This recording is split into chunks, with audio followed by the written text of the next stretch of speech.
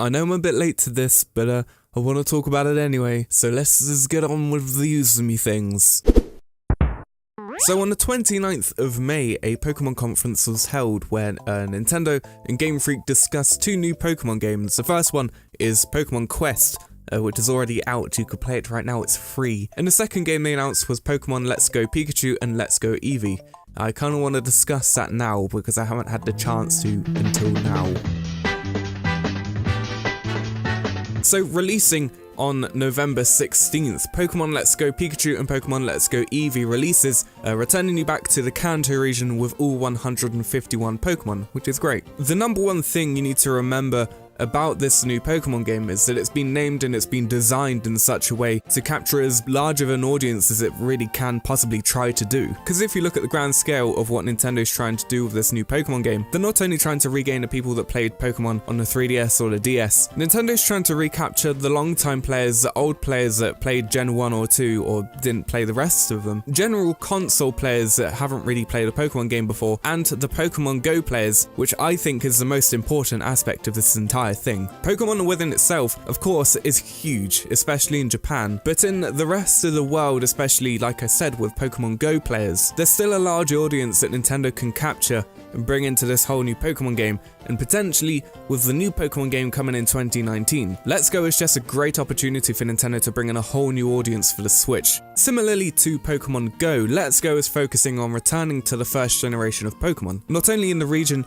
and the scenery and the Pokemon number, but also in terms of game design. It's really the most simple and bare bones Pokemon game you can really go back to and trying to evolve without really changing too much. In my opinion, returning back to Generation 1 for this new Pokemon game is probably the best idea that Nintendo could really go for. In a lot of people's opinions, Gen 1 is the most simplest game that they can really think of, especially when considering the newest Pokemon games. It might seem a bit too overwhelming for them to really go back to. So going back to Generation 1, especially with the people that only really played Generations 1 and 2, this is a good place for them to get back on because for them, like I've mentioned, it's the simplest time for Pokemon. And speaking of simplicity, combat has been specifically redesigned after Pokemon Go's combat system. This is done for two major reasons. The first one is a familiarity for Go players. The big circle, the smaller circle slowly shrinking, and there's a great chance for Pokemon Go players to instantly recognize that and get used to it very, very quickly. But not only that, it's a chance for players to keep engaged while they're in combat because, let's face it, turn-based combat isn't the most exhilarating thing for every single player that wants to play a Pokemon game. A lot of people find turn-based combat kind of boring and tedious, especially on a home console. And because of these two specific factors, it's obvious that Nintendo's trying to keep retention on this Pokemon game for as long as they possibly can. It's hard to really say at the moment if this is going to pass on to the newest Pokemon game coming in 2019, but as a stepping stone from Pokemon Go to an actual Pokemon game, it's a good start really. The next part I want to talk about is the multiplayer. It's not exactly as how I imagined it, but as the first multiplayer co-op Pokemon game, it's generally a good start to demonstrate where the Pokemon games can really go in terms of multiplayer and co-opability, if that's a word. It's obviously bare bones for sure, but if it's fleshed out and a lot more time is put into it, this technically could be a really great experience to have with friends, especially in future Pokemon games, where like I said, if this is generally more fleshed out.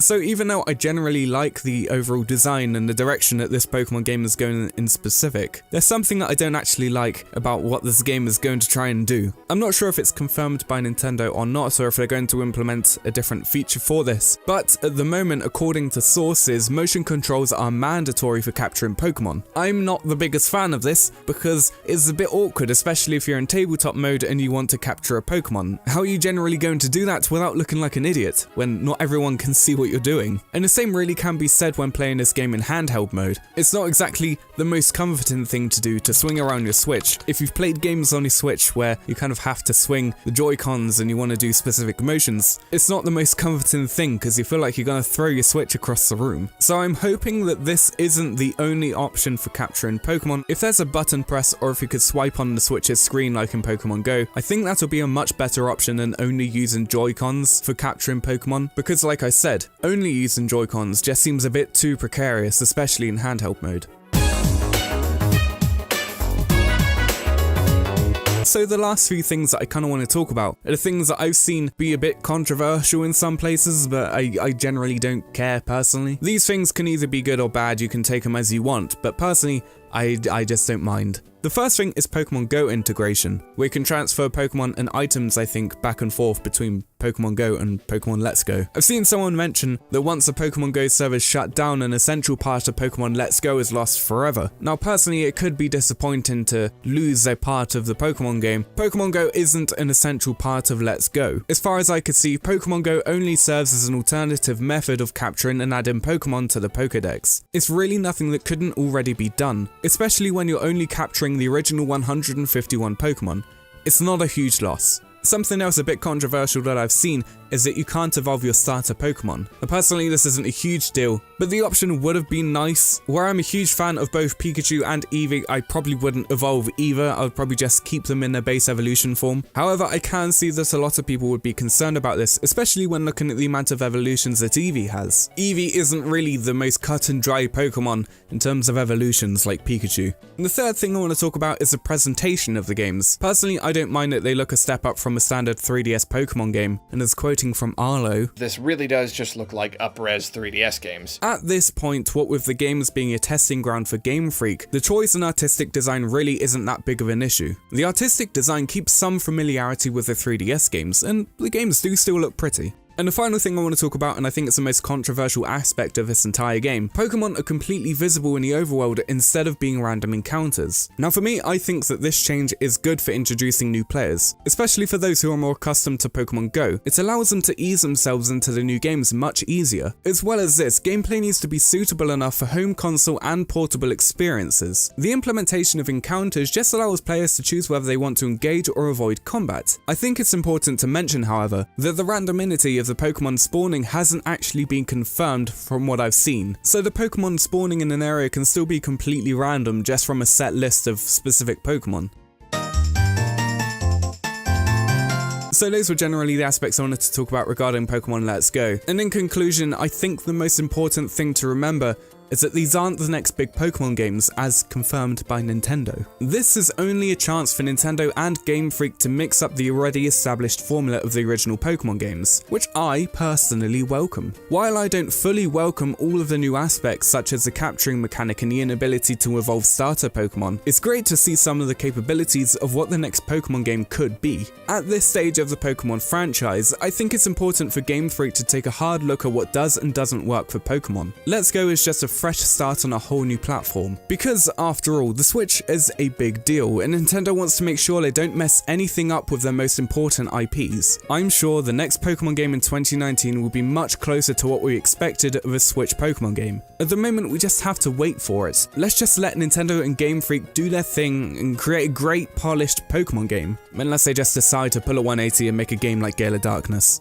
I want to see a new Switch Pokemon game as much as the next person, but I think at the moment it's important to just let Nintendo test the waters and see what they can really do. Because as I mentioned at the start of the game, Nintendo's created a whole new audience with the Pokemon Go game, so they really need to capitalize that and bring that over to the console games. Pokemon Let's Go is really just a bridge at this point. It's nothing more than that, and I really would just take this entire game at face value. I wouldn't take it too seriously. I know people are annoyed that they want a new Pokemon game, but the most important thing is to just be patient. I know that the Switch has been out for over a year and everyone's been wanting a console-based Pokemon game for a really long time, but if you're a mainline Pokemon player, just see it as this way. Nintendo's trying to release a Pokemon game every year. At the moment, just take what you can and run with it. Just be grateful that Nintendo's trying to release a Pokemon game every year. They don't succeed all the time, but they try their best. So just be patient, I'm sure they will deliver, and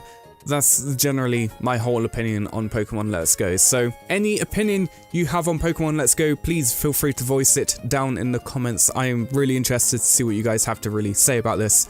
I'm personally really interested and I want to play it. Guess which Let's Go I'm going to get. There's nothing in it, but guess anyway. It'll be fun. So until next time, thank you very much for watching. I'm really interested to see what you guys have to say about this. And until the next video, farewell, and make sure you don't fall down a cliff when playing Pokemon Go, even if there is a legendary down there somewhere.